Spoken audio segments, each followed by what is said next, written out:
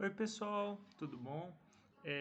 Tivemos uma tempestade ontem, alguns alunos eu acredito que estão sem energia.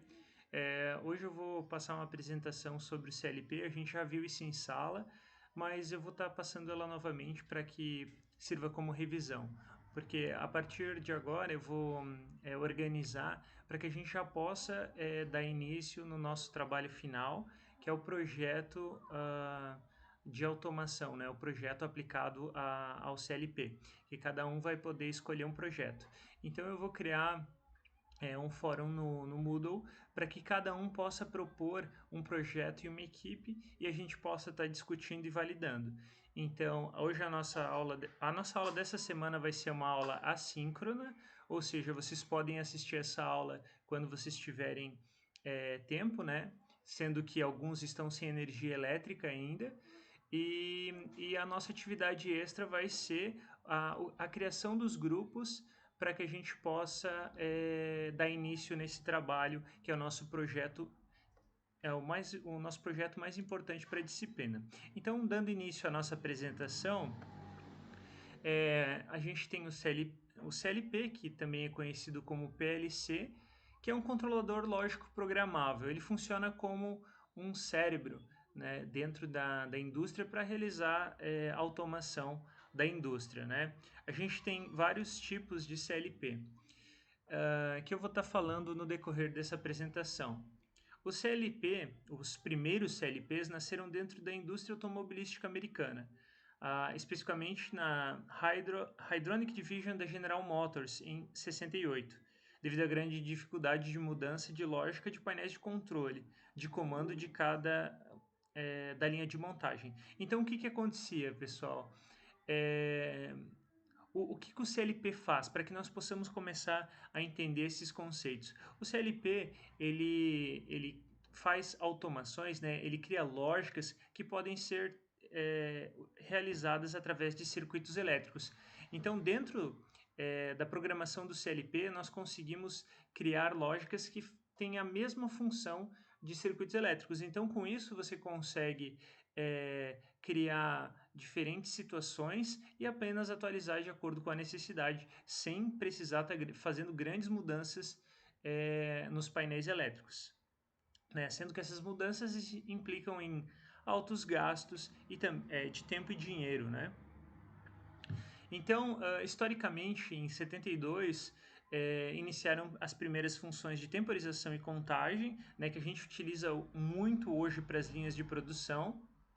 Em 73, funções aritméticas, manipulando dados e comunicação com computadores, ou seja, se fazia a divisão ou a subtração de contagens, né, através de vários sensores. Então, por exemplo, se algum produto desse problema, você poderia descontar da tua contagem total, né? Em 74, operações IHM, que é interface homem-máquina. O que significa isso? Significa que a partir desse ano não era mais necessário você criar uma programação dentro do computador. Você podia criar uma programação diretamente no CLP. Né? Hoje, atualmente, os CLPs, muitos deles já vêm com essa interface já no dispositivo. Em 75, houve maior capacidade de memória e controles de PID, que são muito interessantes para o controle, para o processo industrial, né? Considerando que quando você tem uma mudança de estado no processo, você não pode fazer uma alteração abrupta, né? Uma alteração de forma muito repentina. Você tem que ir criando uma alteração que não gere nenhum problema para o teu processo, como um controle de nível ou controle de temperatura. E com PID você consegue fazer essa alteração de forma rápida, mas sem nenhum degrau, né, muito grande, sem nenhuma variação que possa prejudicar o teu sistema. A partir de 81, então, a gente teve módulos de entrada e saída, os famosos I/O, né? Com isso a gente tem a capacidade de expansão dos CLPs, né? E com os módulos você consegue utilizar os CLPs da forma que você precisa. Ou seja, se você precisa de um CLP com mais entradas ou mais saídas, você pode criar o CLP exatamente para a necessidade que você tem.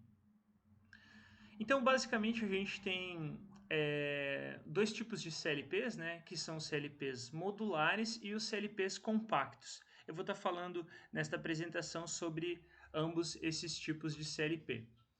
Então, para o CLP basicamente o que é, né?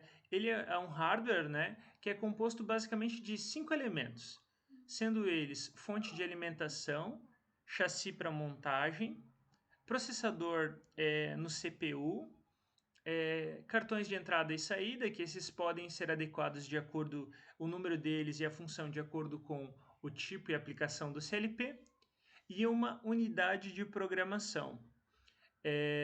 Com isso, a gente tem o nosso CLP modular, né? Ou seja, cada um desses itens ele vai ser um módulo que vai estar no CLP, né? Então, vamos lá. A fonte de alimentação ela é responsável por dar energia para o CLP, ou seja, fornecer energia para todos os módulos, né? Então, a fonte de alimentação ela vai estar ligada no rack e vai estar ligada em todos os CLPs, todos os módulos que estiverem ali conectados. Então, geralmente essa fonte é de 24 volts em corrente contínua ou 110, 220 em corrente alternada. A escolha da potência, né, dessa fonte, ou seja, do tamanho da fonte de alimentação do CLP, depende muito da quantidade de módulos que vai ser utilizada. Ou seja, se forem utilizados muitos módulos, será necessário uma fonte maior, de maior potência. Então aí a gente tem um exemplo, né, uma imagem de uma fonte de um CLP, né? Vocês podem ver ali que neste caso essa fonte tem uma entrada 110 a 240, né, 50 ou 60 Hz, né? Power supply, ou seja, fornecimento de energia elétrica. Então é para isso que serve a nossa fonte de alimentação. Bom, no rack ou chassi, ele concentra todos os módulos, ou seja, é uma parte física que ela é construída para que você organize os seus módulos do seu CLP, né? Então ela permite sustentação e proteção dos módulos, prevê conexões de dados e alimentação e possui um número variado de slots, né? Então o tamanho do rack também vai depender da aplicação. Em automações mais complexas, em sistemas maiores, você vai precisar um CLP com mais racks para que você possa estar utilizando todas as entradas e saídas da forma que você precisa. O legal do rack e do CLP é que você consegue conectar um CLP a outro, né? Através de módulos de expansão, né? Então existe essa possibilidade também, né? Além de você conectar um módulo, você pode um módulo no outro, você pode conectar um CLP no outro, né? Para você criar uma automação total, né? Para sua indústria, né? Para sua empresa. Então aí tem uma imagem de um chassi ou rack de CLP que é utilizado para um sistema aí, modular. Bom, esse item, pessoal, eu acho que é um dos itens mais importantes porque tratam das entradas e saídas do CLP. A gente vai estar falando especificamente sobre esses itens, né, que são os periféricos, né? A gente tem dois tipos principais de entradas e saídas, que são as entradas digitais e analógicas e saídas digitais e analógicas. E tem uma grande diferença entre esses tipos de entrada, tá, pessoal? Então aí tem uma imagem mostrando esse rack, né, com essas entradas que podem ser conectadas e escolhidas também da forma que você precisa. Como assim? Vamos tentar dar um exemplo para ser mais ilustrativo, né, sobre essas entradas e saídas. Por exemplo, quando você tem um sistema muito complexo, que você tenha muitas variáveis para serem medidas, por exemplo, você está numa indústria que tem uma linha de produção de alguma coisa que precise de um controle muito preciso da temperatura, né? O que você faz? Você pode distribuir sensores de temperatura ao longo de toda a tua planta e jogar essas informações dentro do CLP. Com isso, o que você vai precisar, né? Se você tiver vários sensores de temperatura, né? Você vai precisar de vários cartões de entrada, né? Ou seja, você vai precisar alimentar essa informação para que o teu CLP entenda e faça o processamento desses dados, né? Já se você precisa de muitas saídas, ou seja, de um sistema que é mais automatizado, que precisa realizar várias ações ao fim do processo, você vai precisar de mais saídas do CLP. Ou seja, dependendo de cada processo que você for realizar, você vai precisar escolher entre ter mais módulos de entrada ou mais módulos de saída, né? Isso tudo pode ser configurado para cada aplicação. Além do. Vamos lá, então vamos fazendo uma revisão. Temos o chassi, temos a fonte, temos os cartões de entrada e agora a gente tem o processador, né? Que ele basicamente ele executa as instruções previamente programadas. Essas instruções geralmente elas são programadas de duas formas, né? São a programação que a gente faz em ladder, por exemplo, que é uma das linguagens que eu vou passar adiante para vocês. E a gente vai fazer alguns exercícios práticos e a programação que é realizada na IHM, né? Eu vou mostrar para vocês também que o CLP ele tem na sua entrada uma IHM, que é um painel que pode ser touchscreen ou com botões, que você pode fazer a configuração e o ajuste da configuração de acordo com como a sua produção precisa. Como assim? O que isso significa? Isso significa, pessoal, que se você criar, por exemplo, duas formas de programação ou duas velocidades para a tua esteira, você não precisa tá chamando um programador para mudar de uma para outra. Você pode colocar uma entrada, por exemplo, que faça essa alteração e com isso você consegue, através dessa interface, mudar de uma posição para outra, né? Os CLPs mais modernos têm uma tela touchscreen e já tem várias opções, né? Você pode até personalizar as informações que estão ali sendo apresentadas para sua automação, né? Do que você estiver precisando realizar.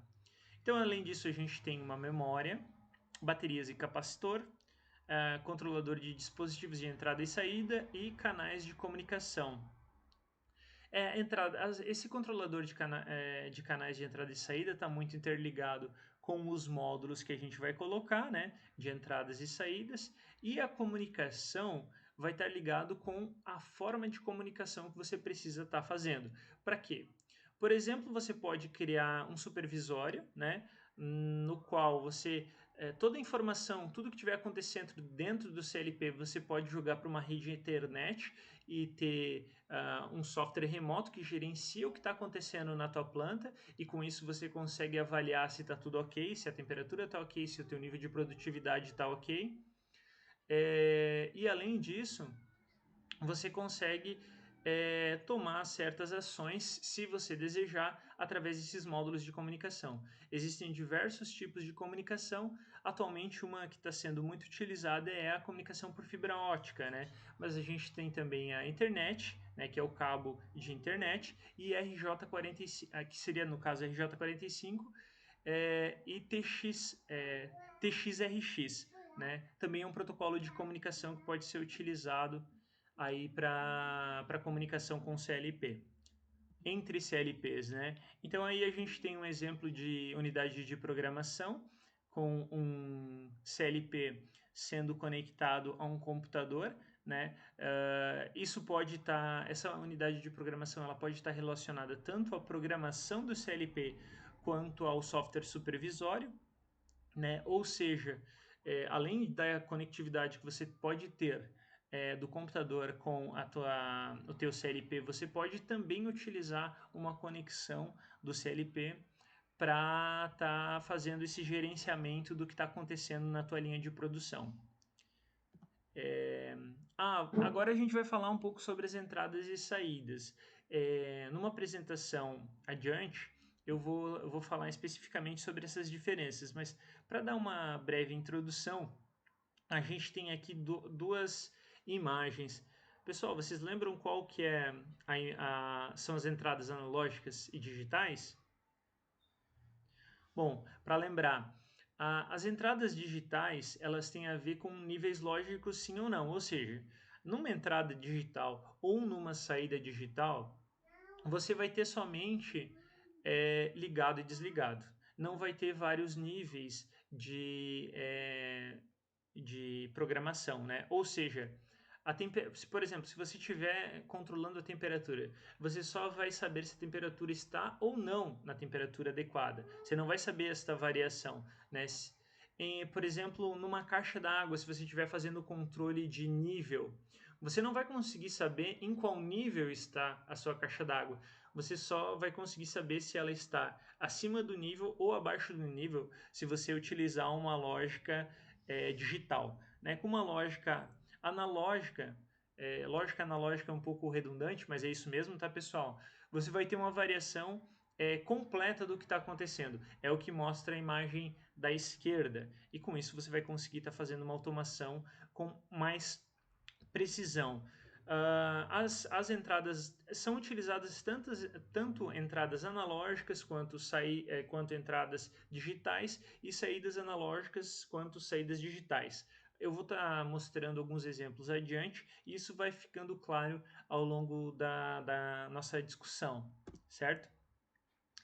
Então, entradas discretas digitais são aquelas que fornecem apenas um pulso, né? Ou seja, elas estão ligado ou desligado, né? Então aí, ó, os exemplos que interessantes são as botoeiras, que você aperta a botoeira para ligar ou desligar um motor, por exemplo, sensores indutivos ou capacitivos ou chaves fins de curso. Então, o que vai acontecer? Num tipo desse sensor, quando passar o produto na frente, ele vai ter um nível lógico alto, ou seja, ele vai entender que passou um produto. Após ele ter passado, ele vai ficar com nível baixo, ou seja, não vai ter meio produto ali. Ou o produto vai estar passando, ou ele não vai estar. É assim que ele realiza a contagem e com isso realiza a automação no nosso processo, certo? A diferença do sensor indutivo e capacitivo é que o indutivo ele é aplicado para metais e o capacitivo ele é aplicado para todo tipo de aplicação, né? Pode ser metal quanto também pode ser não metal, né? Ele pega qualquer coisa que estiver na frente dele, né? E a chave fim de curso, assim como as botoeiras, são chaves manuais que você precisa de uma ação para que ocorra alguma coisa. Por exemplo, quando você aperta um botão ou quando uma chave fim de curso, quando acaba o processo e, por exemplo, um produto chega até o fim da esteira. O que significa isso? Significa que alguma coisa aconteceu errado e alguma ação precisa ser tomada. E agora, mostrando aqui, né? Aqui a gente tem algumas imagens, né? Olha só, a imagem da esquerda ali, a temos alguns tipos de botoeira, né? Existem vários tipos de botoeira. Tem a botoeira de seleção, que é a primeira de baixo da esquerda, que é uma botoeira aqui, ó. O meu mouse está em cima dela aqui, ó. Ela é de seleção, ou seja, você vira ou desliga e você vira para o outro lado, você liga. Então, você faz uma seleção de ligado ou desligado, dependendo do que você precisa. Tem a botoeira normal, né, que é sem retenção nos contatos, que é essa aqui. Essa botoeira aqui, ela simplesmente você aperta e enquanto você estiver apertando, ele fica com a informação lógica positiva. Temos a botoeira com retenção nos contatos, que é uma botoeira que você aperta, ela fica segurando. Geralmente essa botoeira é utilizada para o botão de emergência. E temos botoeiras liga e desliga, né? Na verdade, essa botoeira é equivalente à botoeira de baixo, só que ela tem dois botões, né? Para duas situações diferentes. Ela pode estar ligado normalmente aberta e normalmente fechada para que você faça diferentes ações de acordo com o que você precisa. Geralmente ela é utilizada mesmo para ligar ou desligar um equipamento. No B a gente tem um botão, né? Ou pode também ser um fim de curso, né? Que é o que? É uma chave de seleção que ela muda de estado dependendo de uma ação também mecânica. E a última entrada é uma cortina laser, né? Essa cortina geralmente é utilizada para segurança em instalações. Ou seja, quando você tem uma guilhotina, uma prensa, você precisa evitar que ela tome a ação de estar ligada ou baixe quando alguma coisa passar na frente dela, né? Por exemplo, um material estranho, uma mão. Então você tem que interromper o processo. Para isso se utiliza uma cortina, né, laser que fica ali cobrindo para que nada passe na frente e aconteça alguma fatalidade. Aí a gente tem as entradas analógicas, medem grandezas de forma analógica, né? É aquela situação que eu falei para vocês, pessoal, que você tem diversos níveis que podem estar variando de acordo com a tua necessidade. No mercado, geralmente elas são de 10 bits, as mais populares, né? As principais medidas são temperatura e pressão, como exemplo de sensores de temperatura ou termopares, né? Então, aí tem alguns sensores, né, termoflexíveis e termopares, termopares flexíveis, desculpa, e o sensor de temperatura PT100, que é um tipo de sensor padrão, né, muito utilizado na indústria devido ao alto range de temperatura, né, a variação que ele consegue medir. Né? Geralmente esses sensores têm uma entrada analógica de 4 a 20 miliamperes. É utilizado a corrente, no caso miliamperes, porque ela sofre menos influência, né, do que a tensão. A tensão elétrica, por exemplo, ela sofre influência da perda de tensão por causa do cabo, etc. Né? Então, geralmente é utilizado a corrente para fazer essa medição, certo? Para que tenha menos interferência da instalação elétrica. Então, além das entradas analógicas e digitais, a gente tem as saídas também, né? Bom, as saídas são aquelas que exigem do controlador apenas um pulso, que determinará seu acionamento ou desligamento. Condutores acionando motores, contactores, aliás, e válvulas eletropneumáticas. Então, o que é isso? Quando você precisa, por exemplo, ligar um motor, você não precisa, com um CLP, você não precisa criar uma variação para essa ligação, né? Isso quem faz geralmente é um inversor de frequência ou um soft starter. Então você simplesmente precisa dar um pulso para criar esse acionamento. Desta forma, isso pode ser uma saída digital, né? Ou seja, o motor vai estar ligado ou o motor vai estar desligado. Isso pode acontecer também para lâmpadas ou para acionamentos que você não precise de nenhuma variação, né? Então, aqui a gente tem algumas saídas discretas, né, ou digitais. Temos contatores, temos motores, válvulas eletropneumáticas. Todos esses equipamentos são equipamentos que vão receber um pulso para ligar. Um fator interessante, pessoal, é que, por exemplo, um CLP não pode ligar de forma direta ao motor. Para isso você usa uma contatora ou você usa um soft starter. Ou seja, o CLP ele é utilizado para ligar equipamentos de comando, né, que você não tem uma corrente muito elevada. Equipamentos de potência como motores, né, geralmente são utilizados com contatoras, com soft starter, ou seja, você usa o CLP para ligar um componente que vai fazer a ligação do motor, e dessa forma você não vai ter nenhum problema tendo uma corrente muito alta no motor. E a gente tem também as nossas saídas analógicas, né? Como foi dito nos outros slides, de forma similar ao conversor analógico digital, é um tipo de saída. Esses exemplos são mais comuns. Válvulas proporcional, acionamento de motores DC, displays gráficos. Então, assim, o que é uma saída que é analógica? É uma saída que não é simplesmente estar ligado ou estar desligado. É uma saída que existe uma variação, que pode ser, por exemplo, proporcional. Quando você tem uma válvula, por exemplo, para controlar fluxo, né? Você não pode simplesmente abrir ou fechar. Você tem que fazer um controle ao longo do tempo para que você possa estar, por exemplo, controlando o nível de água, né? Com isso você consegue, através de uma válvula, controlar níveis de pressão, água, do que você tiver ali precisando controlar. Então, muito utilizado também saídas analógicas. A gente tem aí para demonstrar um tipo de saída analógica, uma válvula proporcional, essa da esquerda em azul, e temos à direita um conversor digital analógico, né? Ou seja, você consegue criar uma variação também e fazer uma conversão. Se você estiver usando um controlador analógico ou um controlador digital, você consegue estar fazendo essa interconexão dos dois através desse conversor e desta forma tá realizando a ação de automação que você precisa no teu processo. Bom, adiante a gente vai falar um pouco sobre a linguagem ladder, né? Então, só para dar uma prévia, eu vou parar por esse slide para que ele não fique muito extenso. Então, as principais linguagens de programação para a programação do PLC, ou seja, CLP, ou seja, você precisa de uma inteligência. Com isso é preciso termos como ferramenta uma linguagem que seja ilegível para o computador e lógica para o equipamento. A primeira linguagem criada para a programação dos CLPs, ou PLCs em inglês, foi o ladder. Então, adiante eu vou fazer uma apresentação especificamente sobre o ladder, que a gente vai discutir exatamente quais são os comandos mais importantes para essa linguagem.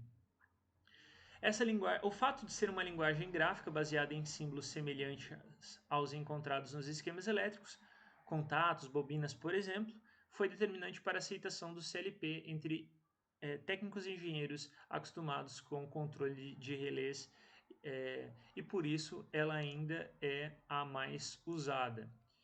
Então, pessoal, para encerrar a apresentação de hoje, eu vou fazer uma apresentação, uma outra apresentação que vai falar especificamente sobre o ladder, né? A gente vai hoje nessa disciplina, aliás, a gente vai falar muito sobre esta linguagem porque ela é uma das linguagens mais utilizadas em automação. Eu vou passar de forma breve um pouco quais são as outras linguagens, mas o nosso foco da disciplina será a linguagem ladder. Então, assim, eu vou abrir o fórum, vou passar um e-mail para vocês para que a gente possa estar começando a discutir sobre os grupos, né, os grupos do nosso trabalho final. E vou também passar em seguida um e-mail para relembrar o que precisa ter o trabalho, né, para que a gente possa começar a pensar sobre ele a partir de agora. Eu fiz essa apresentação de forma bastante concentrada, então se vocês precisarem, assistam mais que uma vez. E eu espero que vocês gostem das apresentações e participem das aulas. Então, boa noite, muito obrigado.